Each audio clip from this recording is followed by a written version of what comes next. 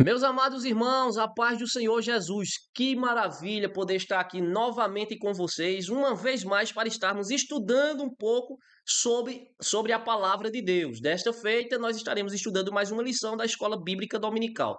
Uma pena que estamos chegando à conclusão de mais um trimestre. É um misto de sentimentos. Sentimento, um pouco de tristeza, porque foram assuntos maravilhosos e que nós gostaríamos de estarmos dando continuidade falando um pouco mais sobre a jornada cristã, né? A carreira que nos está proposta, conforme foi o comentário ou o tema central desta lição.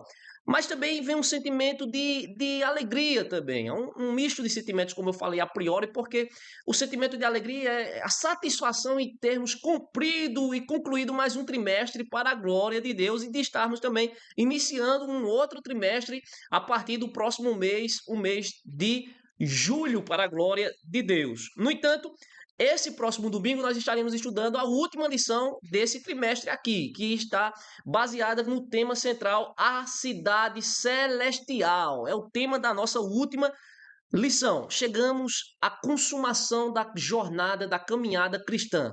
E esta conclusão da caminhada, da carreira que nos está proposta, não poderia se consumar em um outro lugar melhor do que senão falando sobre a cidade celestial, o lugar de habitação, tanto de Deus como também dos anjos, dos salvos e ainda de todos aqueles que um dia tiveram um encontro com o nosso Senhor e Salvador Jesus Cristo e decidiram caminhar aqui na terra em rumo aos portões dessa cidade maravilhosa, a cidade celestial. Olha, antes de estarmos iniciando aqui a nossa lição, eu gostaria de fazer um pedido para você. Eu peço que, se você ainda não é inscrito em nosso canal, na página EBD Produtiva, se inscreve aí no YouTube, nos acompanha nas redes sociais através do Instagram. Você também pode estar participando do nosso grupo exclusivo no WhatsApp, onde disponibilizamos materiais exclusivos, inclusive disponibilizamos slides que estaremos apresentando na aula de hoje aqui. Então faz isso aí. Se ainda não é inscrito, se inscreve logo aí para que você não possa esquecer e assim venha estar fortalecendo ainda mais o nosso canal no YouTube e assim sendo um propagador junto conosco da palavra de Deus. Vamos para a nossa lição, meus irmãos. A nossa lição, como falei, tem como tema a cidade celestial. O nosso texto áureo diz: "Mas a nossa cidade está nos céus, de onde também esperamos o Salvador, o Senhor Jesus Cristo." A nossa cidade, ela está no céu. E de lá nós esperamos o nosso Salvador, o nosso libertador, o Messias prometido, Jesus. A nossa verdade prática nos diz: a cidade celestial é o alvo de toda a nossa jornada, o alvo de toda jornada cristã, de toda a caminhada do cristão aqui na terra, não é outro senão a cidade celestial, os portões celestiais. É lá onde nós iremos concluir, consumar a nossa caminhada que se iniciou com um novo ou no novo nascimento e se concluirá na eternidade, adentrando pelos portões celestiais. Os objetivos da nossa lição diz o seguinte: primeiro, devemos conceituar nesta aula o conceito ou a definição do que é o paraíso eterno. Segundo, devemos estar explicando a eternidade como doutrina bíblica e como ela é descrita no livro do Apocalipse.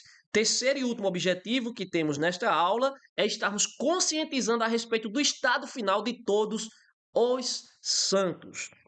A nossa introdução, ela fala o seguinte: brevemente os portões celestiais se abrirão e partiremos para viver eternamente com o Pai. Essa é a esperança de todo cristão.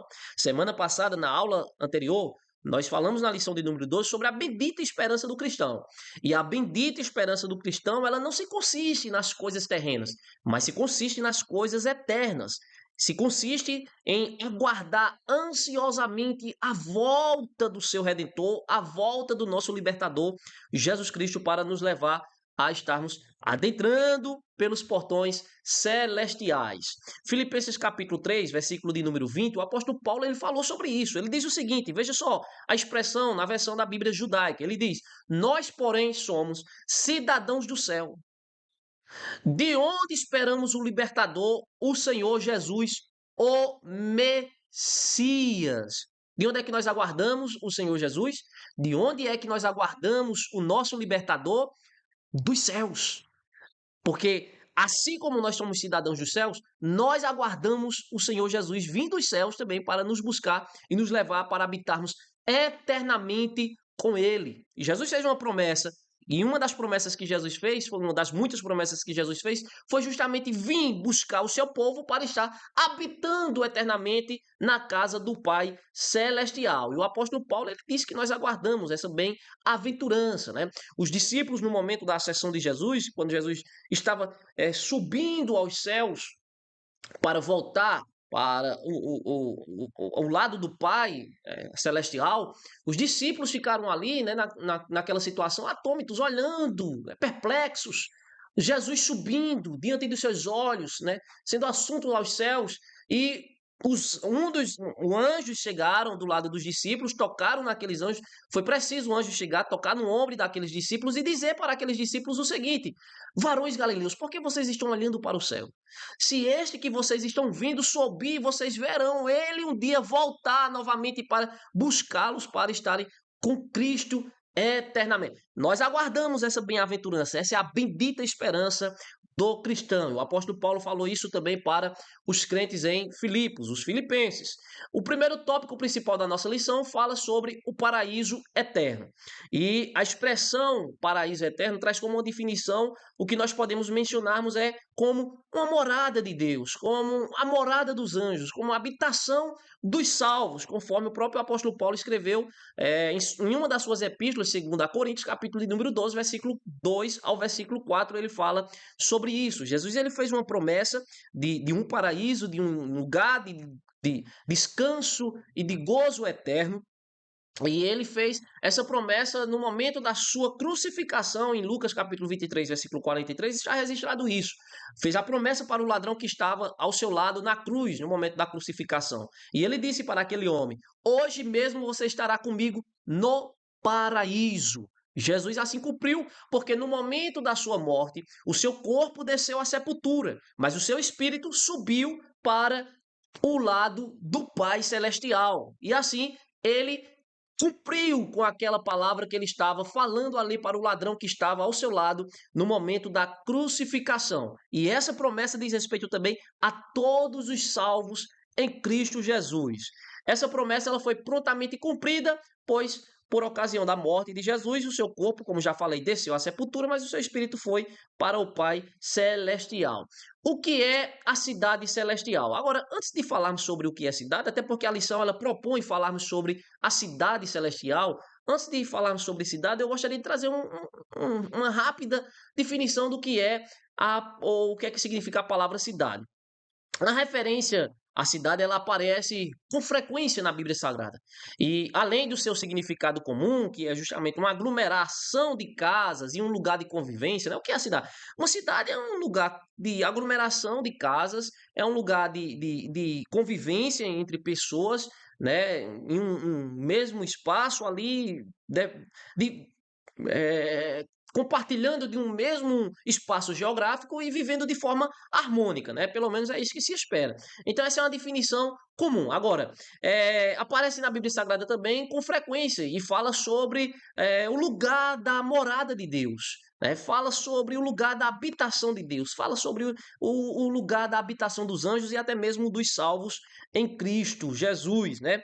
E ainda fala sobre um lugar de reunião do povo ao redor de Deus como uma família em torno de um pai. Agora, partindo para o primeiro tópico principal da nossa lição, fala sobre o paraíso eterno. E o que é o paraíso? Como já falamos aqui no seu primeiro subtópico. Segundo subtópico, fala sobre o que é a cidade celestial. Depois do julgamento final, após o milênio, conforme Apocalipse capítulo 20, a purificação da terra acontecerá, a purificação da terra por meio do fogo, né? Conforme Apocalipse capítulo 3, versículo 12, Apocalipse capítulo 21, versículo de número 22. Então, quando esteve neste mundo, o Senhor Jesus assegurou que prepararia um lugar para os santos. Que é a cidade celestial, né? O segundo subtópico do primeiro tópico principal da nossa lição. Então vai falar que quando esteve neste mundo, a lição vai dizer, quando Jesus esteve nesse mundo, o nosso Senhor ele assegurou que prepararia um lugar para os santos, conforme João capítulo 14, versículo 2 e o versículo 3. Então, o que é a cidade celestial? É justamente um lugar que Jesus, ele falou para os seus discípulos que existe e que estava reservado para aqueles que um dia dormiram confiando ou que morreram, descansaram confiando na bendita promessa de um lugar de descanso eterno. Jesus falou isso em João capítulo 14, versículo 2 ao versículo 3, ele diz: "Na casa de meu pai há muitos lugares para morar, e se não houvesse, eu não lhes teria dito, porque vou até lá para lhes preparar um lugar. Pelo que o fato de eu ir e lhes preparar um lugar, voltarei para levá-los comigo, para que onde eu estiver, vocês estejam também." Que bendita esperança, que maravilhosa promessa, que gloriosa palavra que o Senhor Jesus deu de conforto para os seus discípulos que estavam ficando aqui na terra e que estavam vendo Jesus subir para o seio do Pai celestial. E ele disse: "Não fiquem preocupados, porque na casa do meu Pai há muitos lugares para vocês morar." Não são poucos lugares, são muitos lugares. Não tem uma quantidade, uma limitação numérica de lugares para as pessoas habitarem com o Pai Celestial. Não, não existe uma limitação. O céu é uma morada grandiosa e ela contém vários lugares, inúmeros lugares, habitações, moradas, né? Uma cidade grandiosa que comporta todos aqueles que entregam a sua vida para Jesus e que aguardam essa palavra cumprir-se cabalmente e que vai se cumprir porque fiel é o que prometeu. O nosso terceiro subtópico da lição diz: quando a eternidade começará, né? De acordo com a lição, vai dizer que o estudo atento de Apocalipse, depois do arrebatamento da igreja, ocorrerá a grande tribulação. Após o arrebatamento, olha, irmão, esse aqui é um assunto um pouco complexo porque precisamos trazermos uma sequência de eventos escatológicos que sucederão, né? Primeiro, o arrebatamento da igreja. Após o arrebatamento da igreja, haverá um período de 7 anos. E esse período de 7 anos será um período de 7 anos de gozo para aqueles que morreram em Cristo Jesus, porque estarão nos ares com Cristo, nas bordas do Cordeiro. Durará um período de 7 anos. E simultaneamente estará ocorrendo aqui na terra a grande tribulação. Serão 7 anos também. No entanto, serão 3 anos e meio de uma falsa paz e 3 anos e meio de grande agonia e de grande tribulação, conforme descrito na própria palavra de Deus. Então, em seguida, após todos esses eventos, o Senhor ele retornará triunfantemente por ocasião de sua segunda vinda e implantará o reino milenial.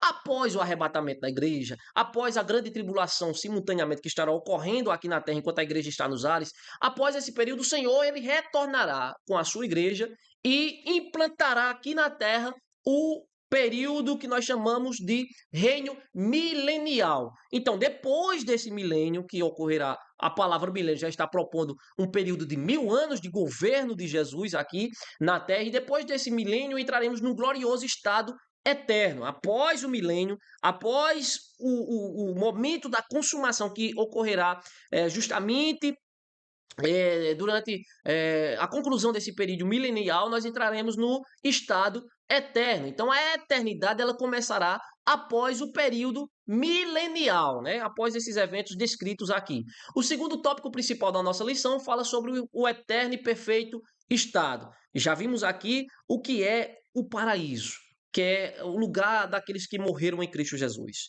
Eles ainda não estão no estado eterno, eles ainda não adentraram os portões das cidades celestiais, porque conforme eu falei aqui agora há pouco, existe uma série de eventos escatológicos que sucederá o período ou o momento do arrebatamento da igreja. Esses que morreram em Cristo estão aguardando o arrebatamento da igreja.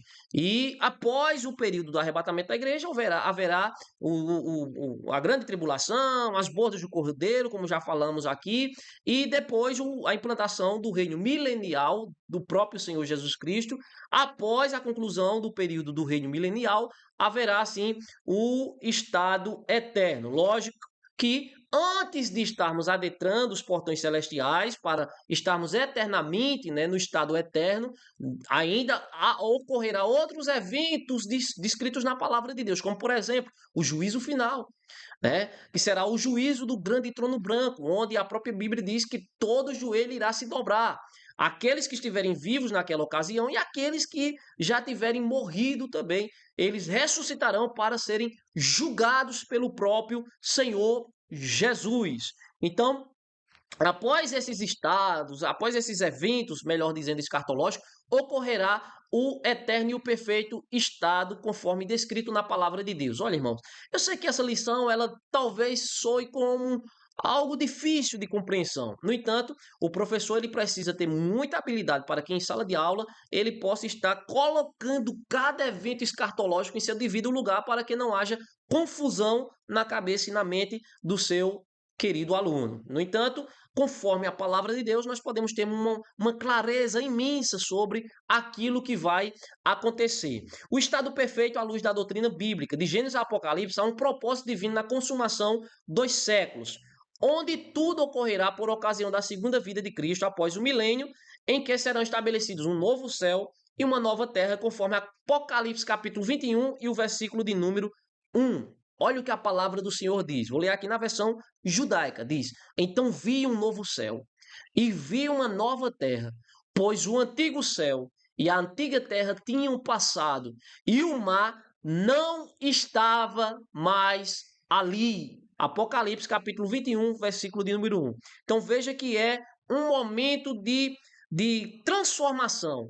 Haverá um momento de mudança, porque este céu que nós conhecemos hoje não haverá mais. Essa terra que nós conhecemos hoje não haverá mais da forma que ela se encontra e o céu da forma que se encontra. Passarão por uma purificação, passarão uma consumação, né, através de um ato promovido pelo próprio Deus, o nosso Pai eterno.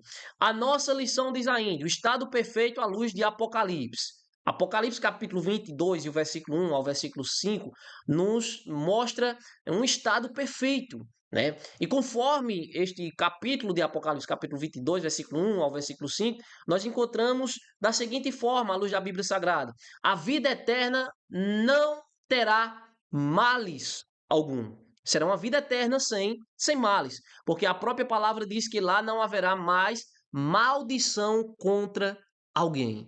Nós sabemos que aqui, nesse presente momento que nós nos encontramos em vida, existe muitas coisas ruins acontecendo. Existem muitos males. Existe muito ódio, inveja, sentimentos que provêm da carne e do próprio maligno, né? Da natureza decaída ou da natureza caída do ser humano. No entanto, a palavra do Senhor nos assegura, conforme Apocalipse, capítulo 22 e o versículo 3, que a vida eterna não terá espaço para males algum. Não haverá maldição contra ninguém ou contra alguém, conforme a própria palavra do Senhor nos diz. A vida eterna ainda, ela será na presença de Deus. Glória a Deus por isso. Se já não bastasse ser um lugar perfeito, um lugar de harmonia, um lugar que não haverá espaço para sentimentos ruins, um lugar que não existirá mais os males que existem hoje, né? Não haverá mais a presença do pecado, não haverá nada de ruim lá. E se isso tudo não bastasse, que já é uma maravilha, ainda teremos a presença eternamente de Deus conosco. Nós estaremos eternamente na presença de Deus. Contemplaremos a Deus face a face, conforme primeira epístola do apóstolo Paulo aos Coríntios, capítulo 13, versículo de número 12. Veja a expressão que o apóstolo Paulo diz. Ele diz: porque agora enxergamos de modo obscuro por um espelho. Mas então, continua o apóstolo Paulo dizendo: veremos face a face. Agora o conhecemos em parte. Então, conhecerei plenamente da mesma forma que Deus me conhece de forma completa. Esta expressão está na versão da Bíblia judaica. Então, nós teremos um lugar de habitação eterna sem males, sem a presença do mal, e teremos um lugar de habitação eterna na presença de Deus. E contemplaremos a Deus face a face. Eu sei que aqui vai entrar mais uma vez aquela questão polêmica se no céu veremos a Deus, assim como ele é, sim ou não? Bom, temos as nossas defesas de fé, né? Particularmente, a minha opinião própria é que nós não contemplaremos o Pai Celestial assim como ele é, né? Deus em sua essência e sua natureza divina, assim como ele é. Porque o finito não pode conhecer o infinito, né? O limitado não pode conhecer o ilimitado plenamente. Podemos o conhecê-lo em parte, mas não temos condições de conhecê-lo assim como ele é em essência e em natureza plenamente, absolutamente, né?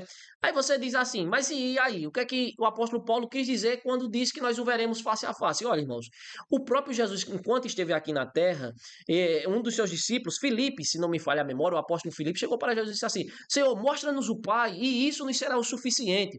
Jesus olhou para Filipe e disse assim, há tanto tempo eu tenho estado convosco e tu me pede, mostra-nos o Pai. Quem vê a mim, vê o Pai, porque eu e o Pai somos um.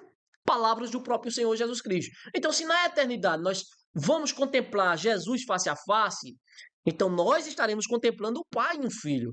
Nós estaremos contemplando o Espírito Santo no Filho, nós estaremos contemplando a totalidade, a essência divina ali representada no Filho, no nosso Senhor e Salvador Jesus Cristo. Bom, mas isso é um assunto que demanda muito tempo, muitos debates, e nós não pretendemos nessa aula aqui focarmos nisso aí.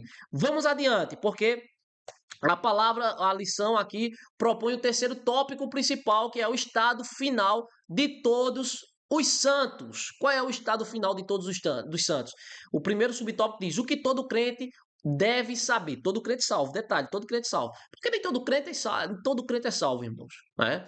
A própria palavra diz que o próprio diabo ele crê de uma forma que estremece. Né?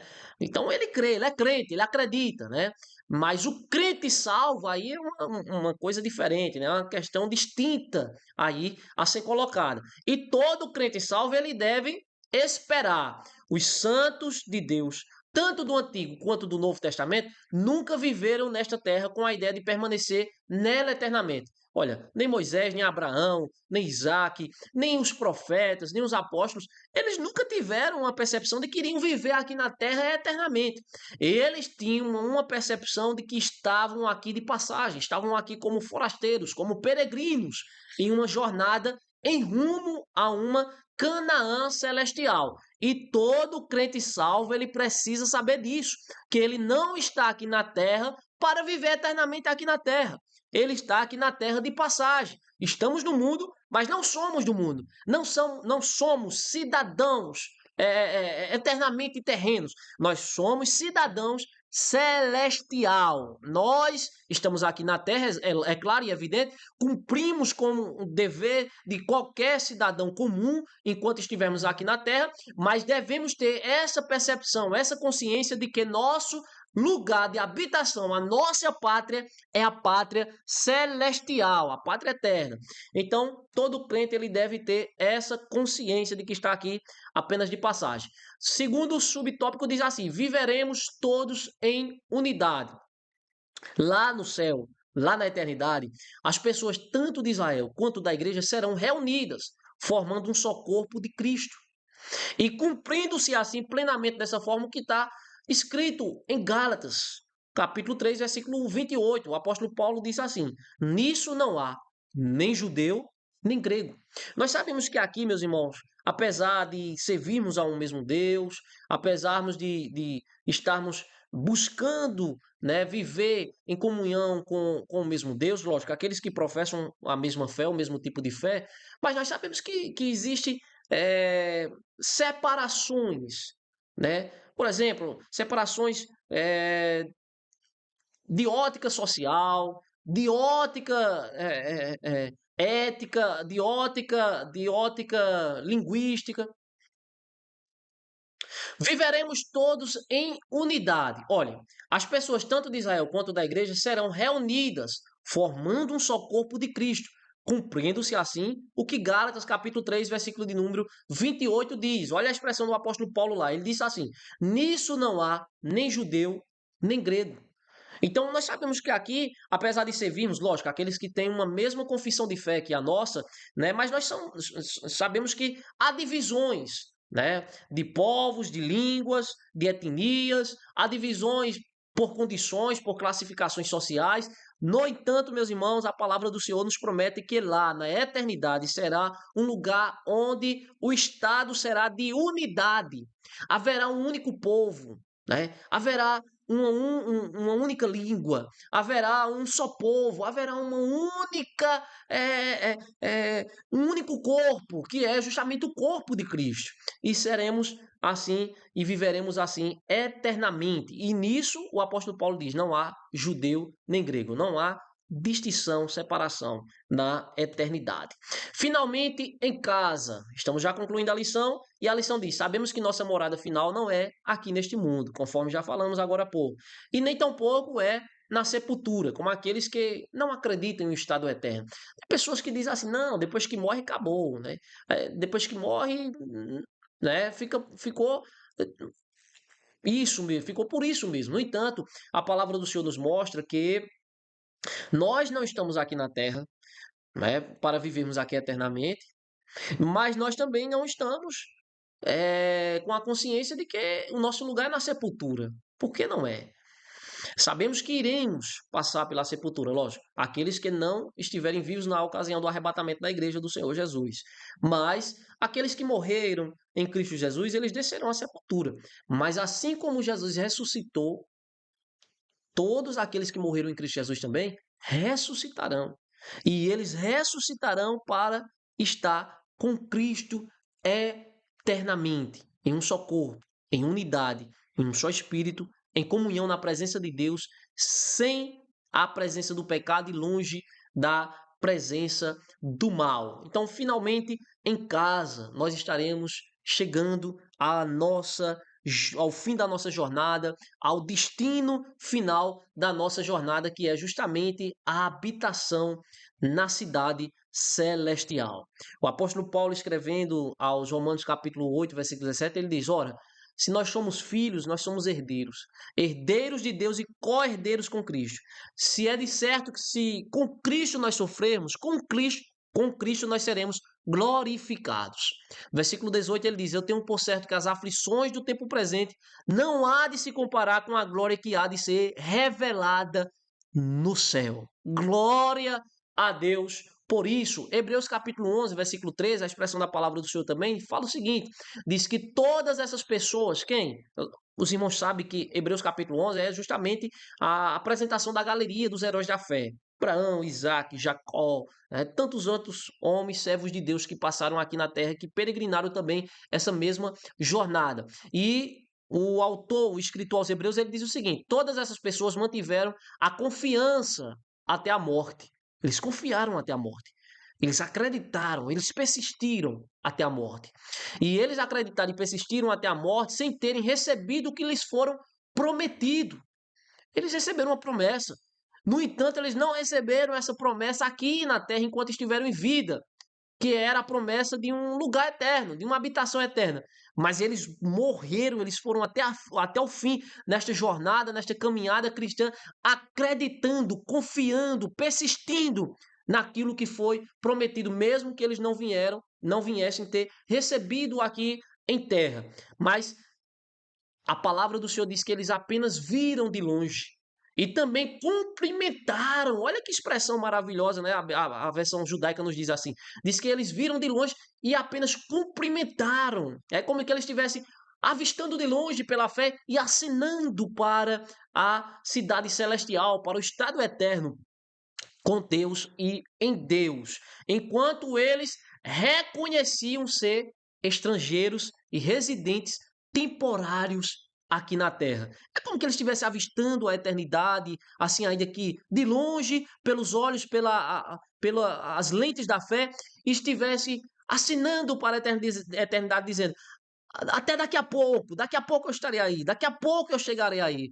Eles acreditaram, eles morreram confiando nesta bendita promessa. E fiel é o que prometeu para cumprir. Estão aguardando ainda. E nós estaremos juntos com ele, adentrando, passando, sendo introduzidos pelos portões celestiais. A nossa conclusão nos diz o seguinte: o céu é o destino final de uma jornada que se iniciou com o novo nascimento. Do início da jornada até o final, enfrentaremos inimigos que intentam nos desviar da rota para o céu. Os desafios e os inimigos são inúmeros, né, infinitos. Então, por isso, durante a travessia da jornada, é necessário toda vigilância e todo zelo, né, com a nossa coroa da salvação, sabendo que aquele que começou a boa obra em nós a aperfeiçoará até o dia do nosso Senhor Jesus Cristo. Quem foi que começou a boa obra em nós? O Espírito Santo. E o próprio apóstolo Paulo diz: eu tenho por certo que aquele que começou, que iniciou, que deu partida inicial na boa obra em vós, ele há de completá-la. O nosso Senhor, ele não deixa nada pela metade, ele vai completar, e essa conclusão se dará, essa consumação se dará no momento em que nós adentrarmos os portões celestiais. Então, queridos irmãos, que Deus em Cristo continue nos abençoando, nos ajudando. Tenhamos uma excelente aula, uma excelente conclusão de trimestre, e que Deus em Cristo possa nos ajudar também num novo trimestre que está para se iniciar, se o Senhor Jesus Cristo não voltar. Foi uma alegria estar aqui com você. Deixo o meu abraço, minha saudação em Cristo Jesus, e que Deus continue com as suas mãos poderosas e estendidas sobre a tua vida, sobre a nossa vida, nos capacitando para estarmos executando a sua obra aqui na terra. Até mais.